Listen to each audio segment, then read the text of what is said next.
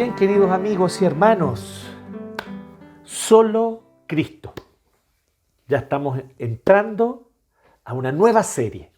Vimos el maravilloso Sermón del Monte, vimos nuestra Carta Magna, vimos la única constitución absoluta que vale para nosotros como cristianos, ¿cierto? Y la pudimos estudiar.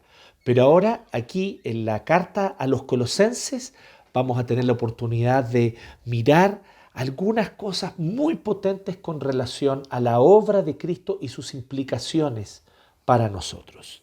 Por eso ahora vamos a entrar en esta maravillosa carta de Pablo, la carta a los Colosenses. Y yo quisiera comenzar preguntándonos y preguntándote a ti y que nos preguntemos qué pasaría o qué pasa cuando ciertas noticias efectivamente tienen implicaciones reales, concretas y muy prácticas para nuestra vida.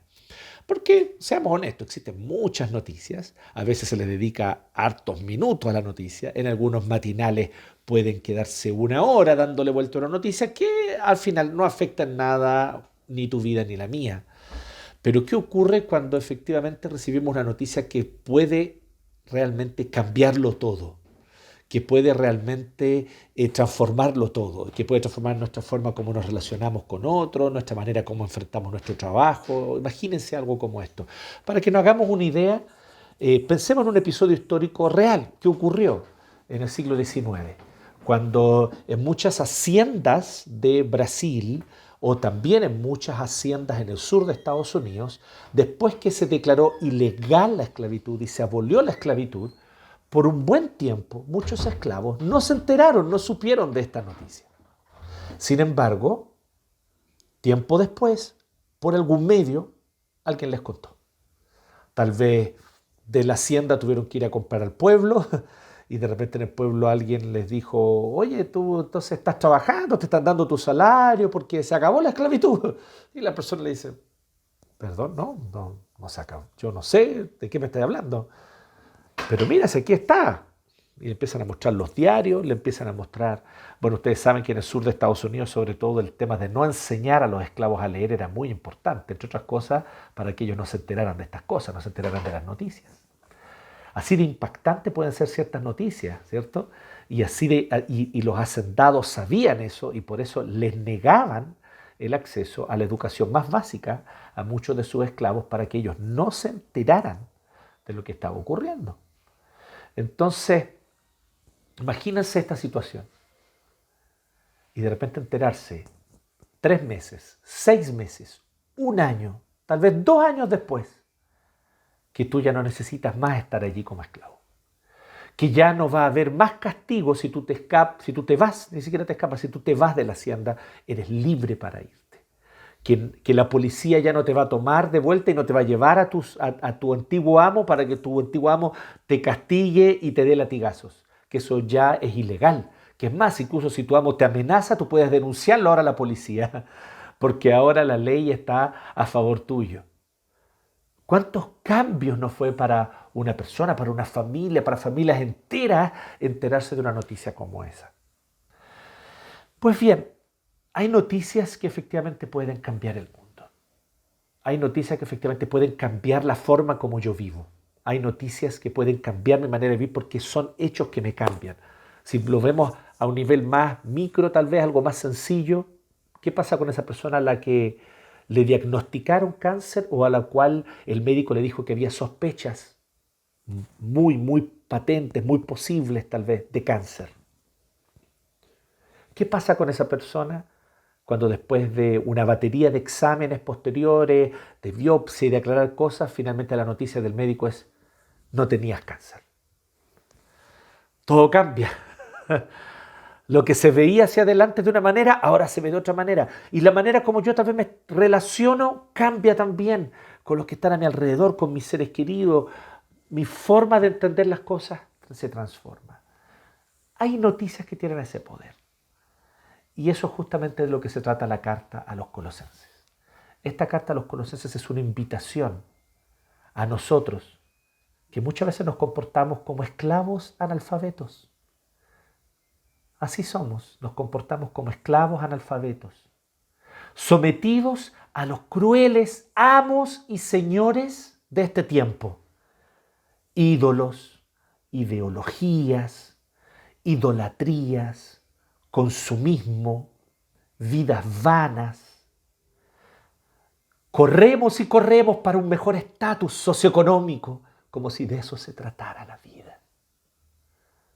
Llevamos vidas miserables, porque no nos hemos puesto a pensar ni a meditar, porque como esclavos analfabetos encerrados en la hacienda, no sabemos que ya la esclavitud no existe más.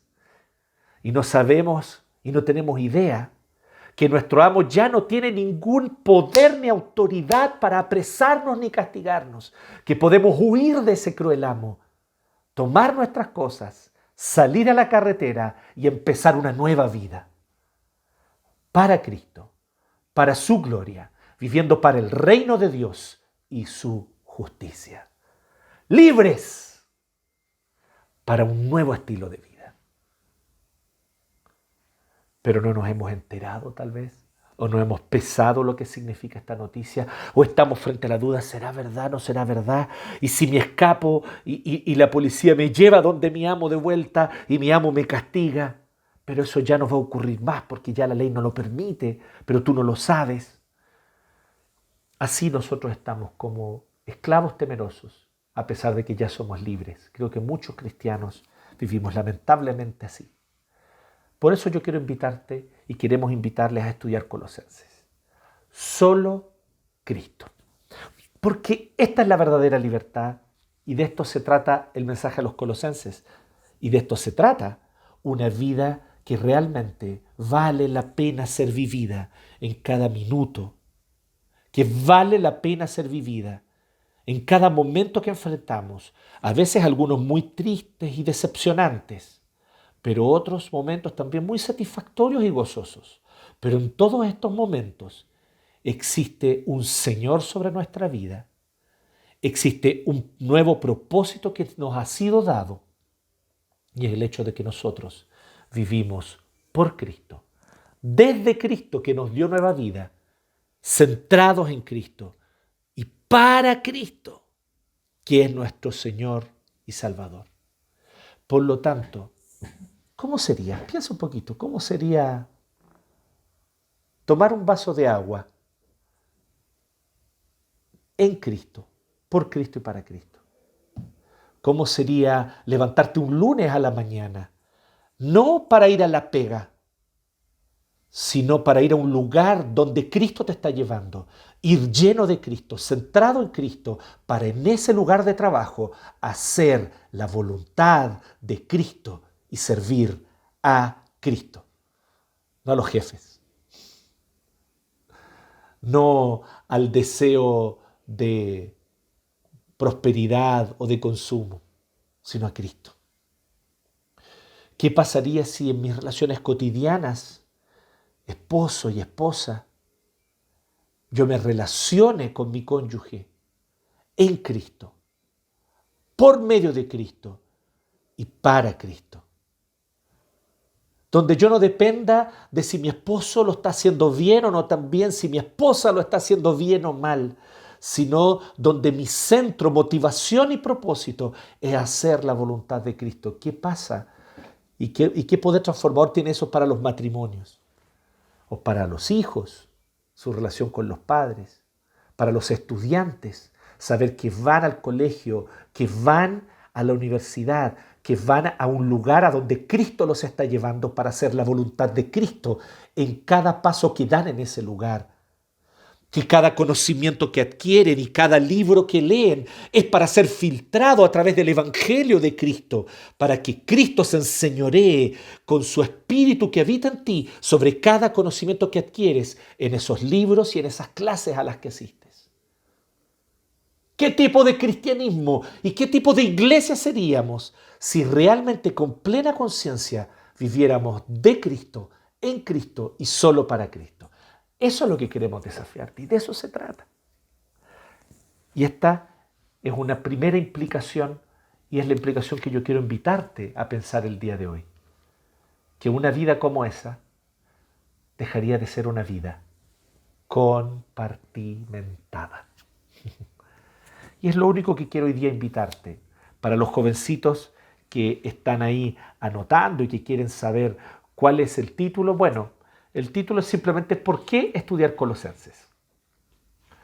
Y las razones para estudiar Colosenses son muchas, pero yo quiero simplemente centrarme en esto y por lo tanto no hay puntos en el sermón del día de hoy, no hay varios puntos, simplemente una invitación a que valoremos la importancia de estudiar esta carta, que es palabra de Dios, que Dios la inspiró y que Dios inspiró a Pablo para que escribiese esta carta, que hoy, palabra de Dios, infalible, llega a nosotros para revelarnos la voluntad del Dios Altísimo, único y verdadero. Así que yo quiero simplemente que pensemos en un par de versículos como lema. Colosenses 3, si tienes tu Biblia lo puedes abrir allí. Colosenses 3, 2 y 3. Concentren su atención en las cosas de arriba, no en las de la tierra, pues ustedes han muerto y su vida está escondida con Cristo en Dios. Concentren su atención en las cosas de arriba, no en las de la tierra, pues ustedes han muerto y su vida está escondida con Cristo en Dios. Para mí estos dos versículos podrían servir como lema de todo el estudio de los Colosenses. Podrían ser el resumen perfecto. Aquí está el centro, justamente, el núcleo de toda esta carta. Y es muy potente porque justo al inicio del capítulo 3, en una carta de 4 capítulos.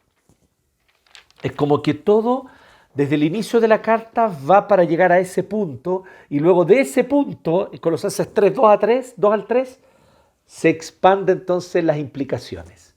Pablo va a exponer todas las razones históricas, objetivas, de la realidad objetiva. Y él va a poner todas esas razones correctamente interpretadas desde una visión teológica que el Espíritu de Dios le inspiró, y él va a interpretar la realidad de la historia y va a decir, esto nos lleva a este punto.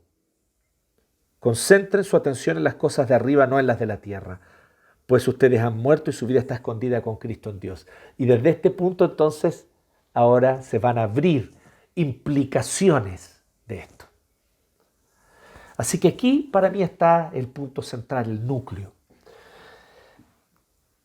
Y el núcleo de alguna manera es una invitación a una vida, como decíamos, no compartimentada, a una vida que no está dividida en compartimentos, que no está separada por departamentos, que no está separada en cajones, sino una vida que es completa, un todo orgánico, como un hábitat natural, como un ecosistema, donde cada cosa se interrelaciona con la otra y cada cosa depende de la otra. Así es tu vida, así es tu vida, así ya es tu vida. Y todo esfuerzo por compartimentarla, todo esfuerzo por cortarla, por dividirla, por separarla en cajones, la daña, la empobrece, la deteriora. Y tal vez es la razón por la que, mi querida hermana, tu vida es tan agotadora, es tan terriblemente extenuante, la palabra que quería recordar, extenuante, llena de ansiedades, preocupaciones, dolores. Pareciera que no hay gozo, porque hemos puesto compartimentos en un ecosistema que está hecho para vivir interrelacionalmente, donde una cosa alimenta a la otra, donde tu vida laboral no es un compartimento aparte de lo que tú haces cuando un domingo te congregas para rendir adoración a Dios y alabarle con tu corazón, porque esos momentos de oración en la mañana donde tú tal vez lees la Biblia y oras al Señor, o a la noche, donde disfrutas de esa comunión con Dios, ese corazón con el que adoras y oras al Señor debe ser el mismo corazón con el que debes trabajar, debe ser el mismo corazón con el que debes ir a la urna a votar, debe ser el mismo corazón con el que debes publicar en redes sociales Debe ser el mismo corazón con el cual tú vives tus relaciones con los demás. Debe ser el mismo corazón con el cual te relacionas con tu esposo, con tu esposa, con tu hijo, con tu hija. Por eso, mi querido hermano, una vida no compartimentada es la vida. Es como Dios la diseñó. Es como la vida es. Y compartimentarla solo daña, quiebra, rompe, deteriora. La carta a los Colosenses está escrita, como bien dice su nombre, de parte del apóstol Pablo, mientras estaba en la cárcel, a los hermanos de Colosas. Colosas era una ciudad balneario y era una ciudad con un clima bastante agradable. Era una ciudad que tenía muchas ventajas en el sentido, sobre todo, para la salud de las personas.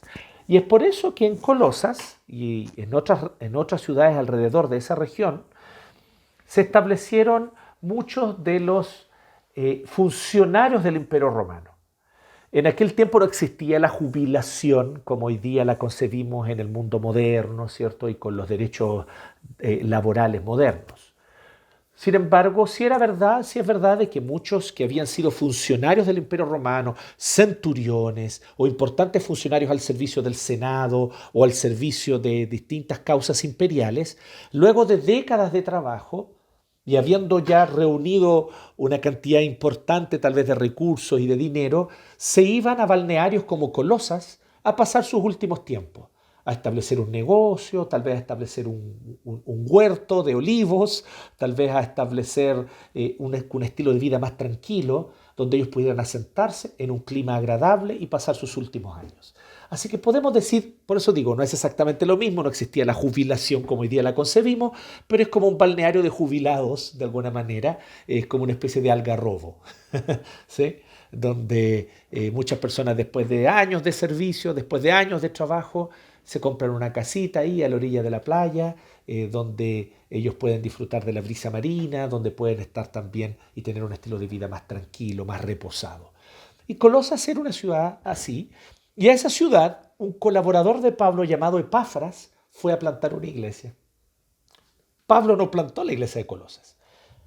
Y como les decía, no era una gran ciudad, no era una ciudad importante ni una capital regional. Lejos de eso, era un lugar relativamente pequeño, con no tantos habitantes, donde sin embargo Epafras llevó el evangelio, muchos creyeron y se estableció allí una iglesia. Epafras fue pastor de ese lugar. Epafras había sido enseñado por Pablo, discipulado por Pablo, era parte del equipo misionero de Pablo. Y entonces cuando Epafras se establece en Colosas para plantar la iglesia de los colosenses, el Epafras se enfrentó con algunas dificultades propias de personas que o entendían mal el evangelio o incluso a veces personas malintencionadas, predicadores itinerantes, que pasaban por las iglesias cristianas a simplemente causar confusión, haciéndolos que se circuncidaran, que respetaran las leyes judías, que eran propias de la dispensación del Antiguo Testamento y que por lo tanto ahora con la venida de Cristo ya no era más necesario seguir haciéndolo. Sabemos que no necesitamos circuncidarnos porque tenemos el bautismo, por ejemplo, o que no necesitamos celebrar la Pascua porque tenemos la Cena del Señor, así que no hay que asar un cordero y derramar su sangre y usarlo con hierbas amargas. Por lo tanto, ese tipo de confusiones lamentablemente causaban también algunos predicadores itinerantes. Así que en ese sentido, en un sentido un poquito parecido con el problema que enfrenta otros hermanos en otra carta del Nuevo Testamento, que es la carta a los Gálatas, que ya vimos y tuvimos una serie anterior. Pero también había otro problema, como les decía, que muchos de mentalidad griega, romana, hombres y mujeres muy bien instruidos también en la filosofía griega, en el pensamiento de los grandes pensadores griegos y también de los sabios romanos, muchas veces ellos entremezclaban las doctrinas y no comprendían que Cristo era suficiente. No comprendían que el mensaje de Cristo lo abarca todo y no comprendían que el mensaje de Cristo es para todas las áreas de la vida y de la existencia y que por lo tanto, como decíamos recién, una vida compartimentada no tiene sentido cuando le has entregado tu vida a Cristo. No tiene sentido, creo yo, para nadie, pero no tiene sentido Eso sí seguro, en absoluto, jamás para un creyente. Porque Cristo viene para ser Señor de tu vida laboral, de tu vida vocacional, de tu vida sexual, de tu vida financiera, de tu vida política, de tu participación ciudadana. Cristo o es Señor de todo o entonces no es tu Señor para nada. Así de absoluto es el señorío de Cristo. Sin embargo, estos hermanos entremezclaban y decían, sí, Cristo está bien para mi espiritualidad personal, Cristo está bien para cuando yo adoro, cuando el domingo nos reunimos, leemos la palabra y adoramos a Dios, pero yo necesito otras cosas, suplementos, complementos filosóficos, rituales, ritualísticos, incluso de superstición para otros aspectos de la vida. Y eso llevaba a que ellos tuviesen un cristianismo sincrético, porque no comprendían la suficiencia de Cristo. Así que Epafras, ante esta dificultad, que gracias a Dios no era tan grave, era una amenaza que amenazaba, disculpe la redundancia, la iglesia de Colosas, pero la iglesia de Colosas no estaba totalmente tomada por estas herejías ni estaba contaminada totalmente, pero había una amenaza. Estas doctrinas estaban ahí girando alrededor, dando vueltas. Entonces Epafras le lleva esta preocupación a Pablo cuando lo va a visitar a la cárcel, allá en Roma, en otra ciudad. Y entonces Pablo, desde su prisión, envía la carta a los colosenses. Y esta es la carta que nosotros tenemos.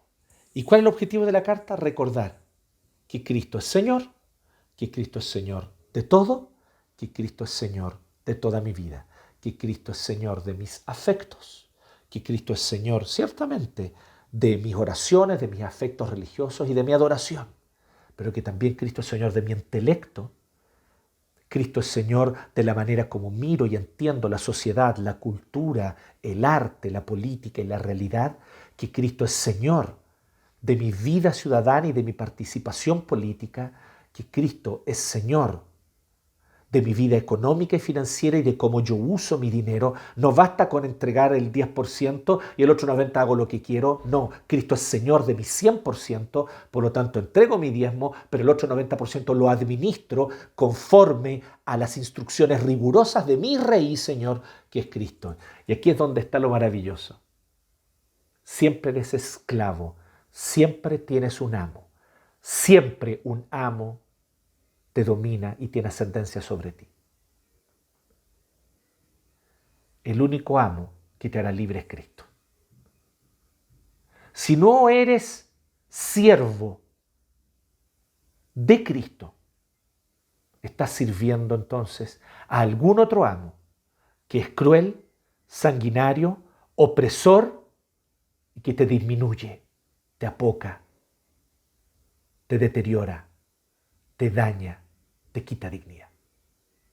Pero si sirves a Cristo como tu amo y Señor absoluto de todas las áreas, serás verdaderamente libre, porque estarás sirviendo y honrando al Dios verdadero, al creador de todo lo que existe, porque ese es Jesucristo, Dios verdadero y eterno que creó el universo. Y cuando sirves a Cristo, sirviendo de esta manera, por lo tanto, a Dios el Señor, tú, por lo tanto, lo que estás haciendo es liberándote de otros amos, ídolos, dioses falsos que quieren esclavizarte, oprimirte, apocarte y destruirte, drenarte tu vida. Eso es lo que hacen los ídolos. Pero cuando tú sirves a Cristo, Cristo te hace florecer. Cristo misericordiosamente te exalta, te levanta, te redime, te hace libre. Este mensaje necesitaban los colosenses entender. Por lo tanto, Él invita a una vida no compartimentada. Esa es la invitación de Pablo. Pablo, claramente la implicación que tiene es que ya no tienes que compartimentar tu vida. Y esto es muy interesante porque yo sé que muchos de nosotros tendemos a compartimentar nuestra vida. Es una tendencia muy común. Y decimos, no, yo tengo derecho a tener la opinión política que quiera.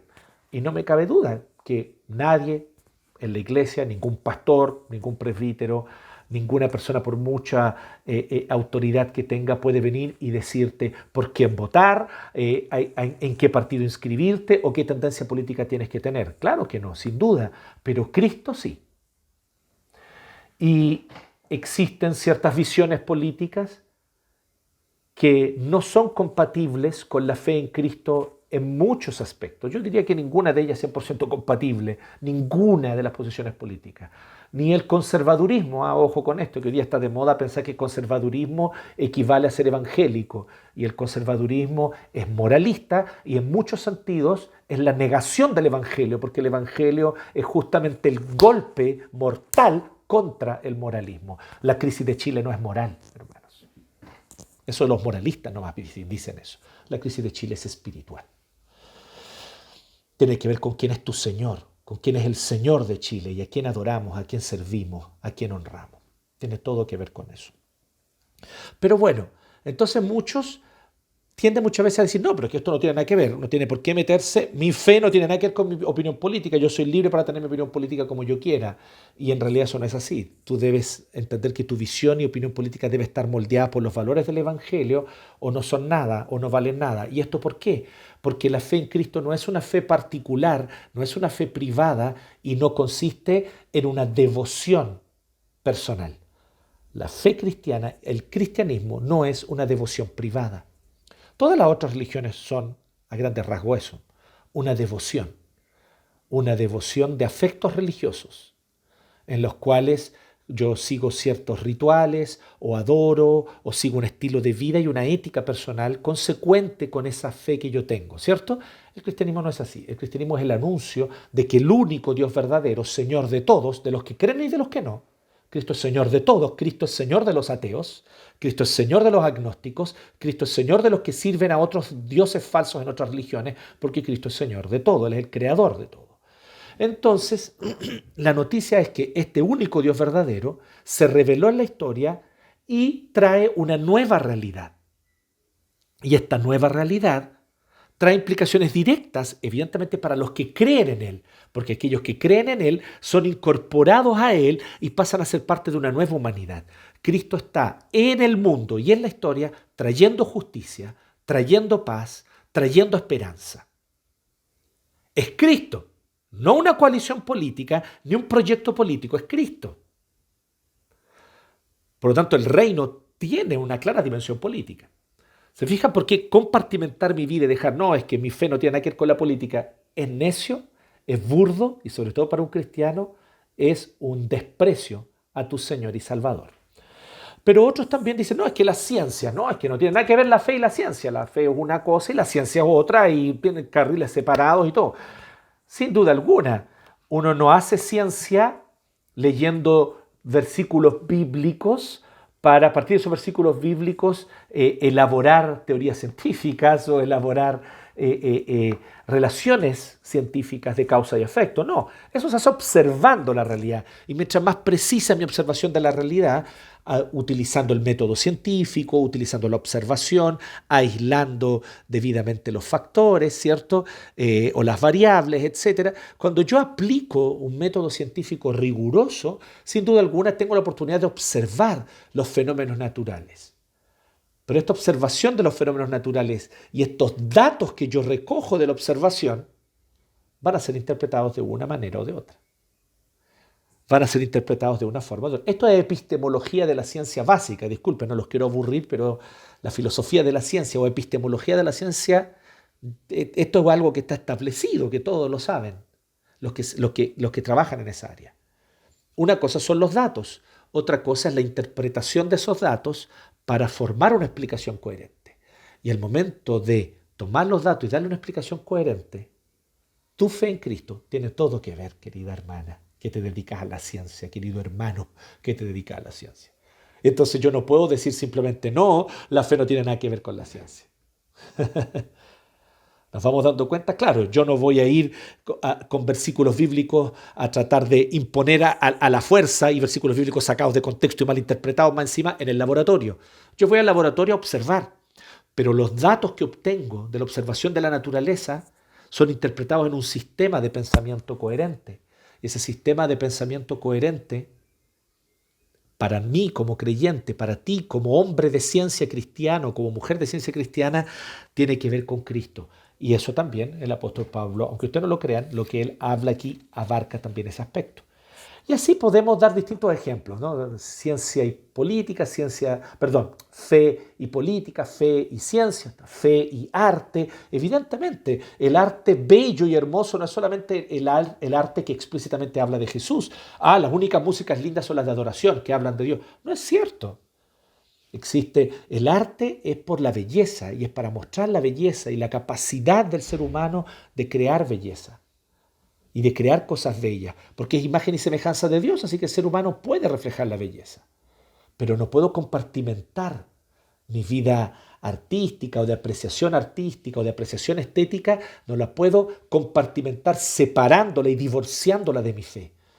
Porque mi fe también es la que me permite ver y entender que si hay belleza en este mundo y si hay capacidad en hombres y mujeres para producir obras y piezas bellas, ya sea una obra de teatro, ya sea una película, ya sea una pintura, una escultura, ya sea una canción, una composición, una sinfonía, si es que hay eso es porque son reflejo de una capacidad divina, porque son imagen y semejanza de Dios. Por lo tanto, el gozar lo estético, el gozar lo sublime y el deleitarme en las cosas bellas, aunque no mencionen a Dios, no mencionen a Jesucristo, aunque no mencionen explícitamente la salvación o la nueva vida en Cristo, son bellas, son hermosas. Son obras que ciertamente con sus colores, con sus contrastes de luz y sombra, o con sus contrastes de sonido y silencio, están mostrando que este es un mundo donde la belleza habita, el mundo que Dios creó. Entonces, todo esto, lo que tú quieres poner, política, ciencia, arte, etcétera, guarda relación con Cristo. Y Cristo es Señor de nuestra vida. Por lo tanto, somos invitados a vivir poniendo la mira en las cosas de arriba, concentrando la atención en las cosas de arriba, no en las de la tierra. Ya vamos a explicar qué quiere decir esto cuando en el sermón del capítulo 3, verso 1 al 4, vamos a hablar unos domingos más adelante con bastante detalle sobre esto. Pero por ahora solo déjame adelantarte esto. Esas cosas de arriba no son cosas moralmente superiores, ni tampoco se refiere al mundo de las ideas. Aquí no es Platón, aquí no es dualismo griego. ¿A quién se está refiriendo? Concentre su atención en el hecho de que Cristo está exaltado sobre todas las cosas. Concentren su atención en el hecho de que Cristo ha sido exaltado sobre todas las cosas y que Cristo es el Rey exaltado. Concentren su atención allí. Y es por eso, por lo tanto, que yo quisiera compartir con ustedes este diagrama, ¿sí?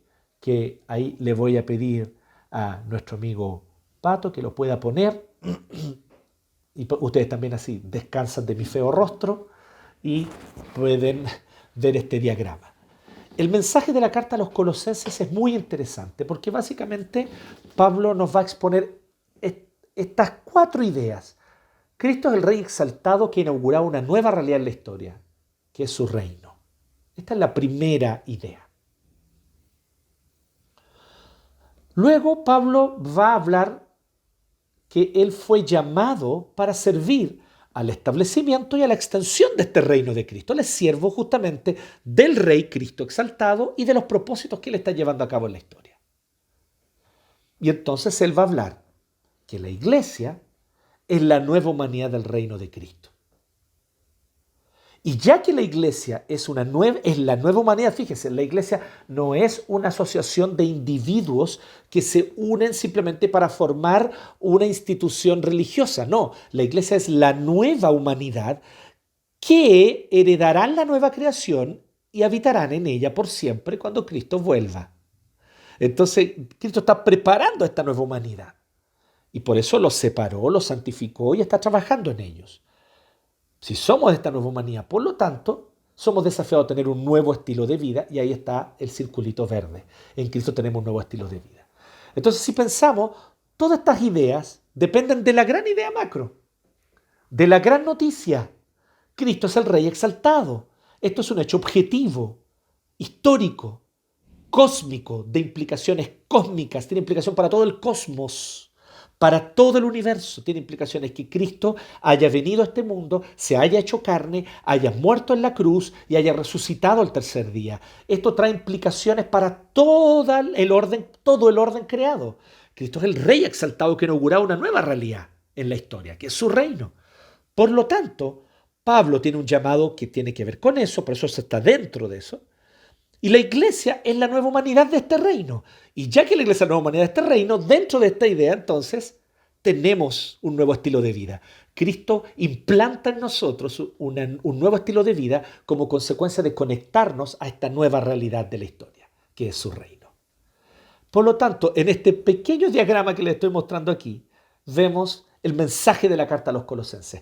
Todo está englobado, todo lo demás, el círculo naranja, el blanco, el verde, están englobados y son posibles gracias al círculo celeste, gracias al hecho objetivo, a la noticia que les tengo que decir. Cristo es el Rey exaltado y Él ya ha inaugurado una nueva realidad en la historia, es su reino. Y gracias a eso, lo demás es verdad. Pablo es un siervo de este reino, la iglesia es la nueva humanidad del reino de Cristo y nosotros somos llamados a vivir un nuevo estilo de vida, incluso en nuestras casas, familias, en nuestras relaciones laborales y vocacionales. Hasta allí nomás podemos dejar de mostrar el gráfico, ¿ya? El diagrama.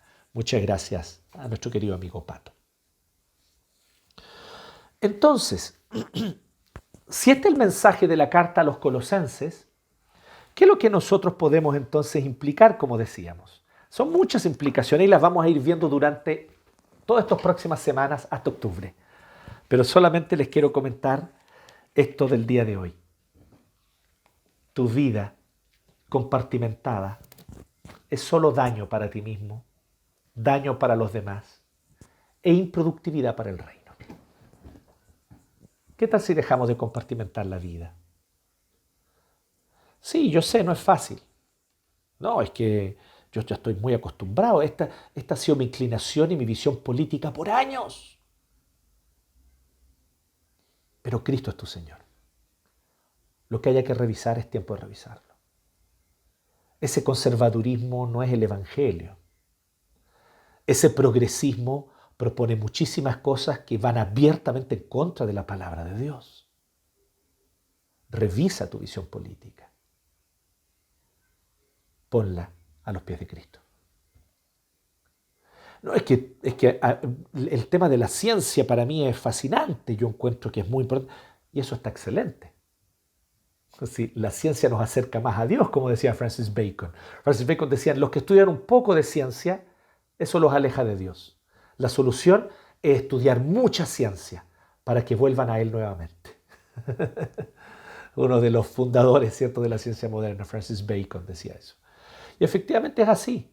Está bien que queramos explorar, pero hagamos la diferencia. Una cosa son los datos y otra cosa son todas las construcciones y sistemas que se tratan de construir a partir de esos datos para validar una visión anticristiana de la vida y del mundo. Hay libros que se han puesto de moda últimamente para mostrar una visión totalmente naturalista del mundo, o sea, como que la naturaleza es lo único que existe, y no hay Dios, no hay propósito, no hay alma, no hay vida espiritual. Y tal vez tú, cristiano, estás siendo seducido, fascinado por esas ideas. Parecen muy racionales y te dan estatus cuando conversas con otros o te dan estatus en tu lugar de trabajo porque todos son personas de ciencia y obviamente si tú dices, no, yo creo en un Dios creador, vas a parecer una especie de ignorante medieval. No es cierto, no es cierto. Una última estadística ahí que alguien mencionaba, cerca del 80% de los premios Nobel de ciencia son creyentes en Dios. Creen en un Dios personal. Son o cristianos, católicos o protestantes, o son judíos, y unos pocos incluso islámicos. Creen en un Dios creador. Cerca del 80% de los premios Nobel de ciencia. Esto debería hacernos pensar. En el mundo científico, de las grandes universidades de investigaciones científicas, el ser un creyente sincero, creer en el Señor y servirle, Es algo totalmente normal. A los únicos que les parece que es una ignorancia ser creyente es a los teologillos de Facebook, que son como esos que decía Francis Bacon, conocen un poquito de ciencia, no conocen bien la ciencia. Líder del proyecto Genoma, coordinador internacional del proyecto Genoma, Francis Collins, un hombre creyente, criado en una familia atea, él mismo fue ateo por mucho tiempo, pero fue justamente investigando el mundo natural, investigando el mundo biológico, que él dijo, aquí hay una mente, y comenzó una inquietud dentro de su corazón. Finalmente él llegó a Cristo, llegó al Evangelio, y hoy es un hombre creyente, Francis Collins. Ustedes pueden leer acerca de él, pueden leer sus libros también que están disponibles en castellano, donde él habla claramente cómo su fe se relaciona con su quehacer científico. Y así también, y podemos hablar sobre el aporte al arte que desde la fe ha brotado. Es justamente desde la fe, desde su fe cristiana, que un cineasta como Krzysztof Kieslowski fue capaz de producir piezas de arte muy interesantes, que a nosotros nos pueden parecer tal vez un poco extrañas y decir, pero Krzysztof Kieslowski fue capaz de, en un contexto de ateísmo soviético muy fuerte, hablar sobre la importancia de honrar a Dios y temerle. Y fue valiente. Es con esa visión cristiana que Terrence Malick gana en la Palma de Oro en Cannes con El Árbol de la Vida, protagonizados por Sean Penn y Brad Pitt. Y esta pieza maravillosa de arte, que es El Árbol de la Vida de Terrence Malick, este director está mostrando abiertamente que él como creyente entiende que hay un Dios que permite el sufrimiento en el mundo y que permite el mal, pero con un buen propósito, con un propósito santo. Vean esa película. Es como fruto de su fe que semana a semana un Johann Sebastian Bach, el mayor músico de la historia, punto, producía una cantata semanal, ¿cierto? Es como producto de su fe que él producía una cantata semanal, que él venía y hacía esas sinfonías y marcó toda la historia de la música moderna de ahí para adelante, haciendo la bisagra de la música antigua y barroca hacia la música moderna. Es con Bach que nosotros encontramos eso. Por lo tanto, nosotros podemos ver cómo efectivamente, querido hermano, la invitación para ti es no compartimentes tu vida. Toda ella a los pies de Jesús. Somételo todo a Cristo. Entrégalo todo a Cristo. Y vas a ver cómo tu vida florece. Cómo ese ecosistema, cómo ese jardín, ese huerto que es tu vida, florece bajo los cuidados del labrador Jesucristo y de su palabra. Su palabra va a podar algunas cosas y te va a doler esa poda. Ay, no quiero que me pode esto, pero va a ser necesario. Pero como fruto de esa poda va a haber un nuevo florecimiento. Y cosas hermosas van a ocurrir. Y frutos dulces van a brotar. Sirvamos solo a Cristo. Amemos sobre todas las cosas solo a Cristo. Pongamos nuestra fe solo en Cristo. Que nuestra esperanza sea solo Cristo. Porque Él es todo lo que tenemos. ¿Y sabes qué es lo maravilloso? Él también es todo lo que necesitamos. Cristo es todo lo que tenemos. Y es todo lo que necesitamos. Oremos. Gracias te damos, Señor, por tu palabra. Gracias, Señor, por el maravilloso mensaje de la carta a los colosenses. Y gracias, Dios, por invitarnos a servir a Cristo en esta hora. Te alabamos, te agradecemos. Queremos no solo servir a Cristo, queremos antes de todo y primero que todo, adorar a Cristo. Gracias, Jesús. Hermoso, maravilloso eres, lleno de gloriosos atributos porque eres Dios verdadero, santo, justo, majestuoso, imponente, todopoderoso. Los vientos y mares te obedecen. Las enfermedades retroceden cuando tú así lo ordenas. Y también misericordioso, tierno, cercano, que estás cerca para amarnos tiernamente, para cuidarnos, para protegernos, perdonarnos y caminar con nosotros. Gracias, Dios. Gracias, Jesucristo. Te amamos En tu nombre oramos al Padre. Amén y amén.